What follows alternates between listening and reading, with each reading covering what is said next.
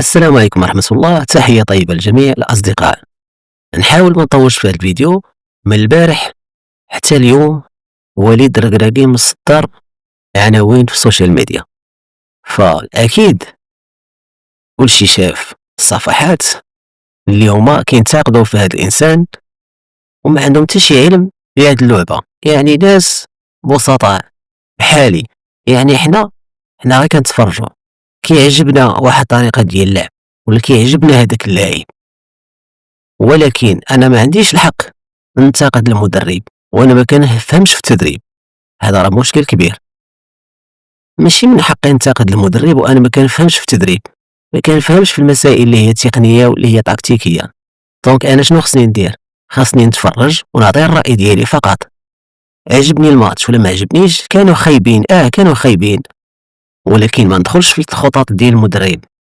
انا ما كنفهمش في الخطط، خاصني نتفرج. ما عجبنيش الماتش، ما عجبنيش الماتش.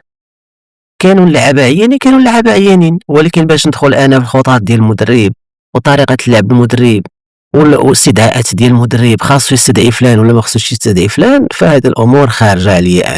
انا متفرج مغربي كنبغي الفريق الوطني، كنبغي الفريق الوطني، ولكن ماشي من حقي نطاول على المدرب. يعني هاد المسائل اللي هي بعيده مني، عندها ناس مختصين فيها ممكن هما يفسروا فيها، انا بعيد على هاد المسائل. علاش ما كتهضروش في السياسه؟ علاش ما كتهضروش في مسائل اللي هي دينيه؟ حيت ما كتفهموش في الدين، مسائل اللي هي دينيه ما كتفهموش في السياسه وداخلين سوق راسكم. ولكن علاش كتطاولوا على الرياضه؟ كتهضروا فيها، كلكم كتهضروا في الرياضه. ما عرفتش علاش. واش كلكم كتفهموا في التدريب؟ كلكم كتفهموا في مسائل اللي هي تقنيه ومسائل اللي هي تكتيكيه؟ انا ما عرفتش. يعني مسائل اللي هي ماشي معقوله. يعني هي ما عجبنيش وليد ركراكي، كان عليه يدير وكان عليه يدير وكان عليه يدير. كلشي ولا كيفهم، كلشي ولا تيطالب بوليد ركراكي باش يتحيد على المنتخب. ماشي معقول.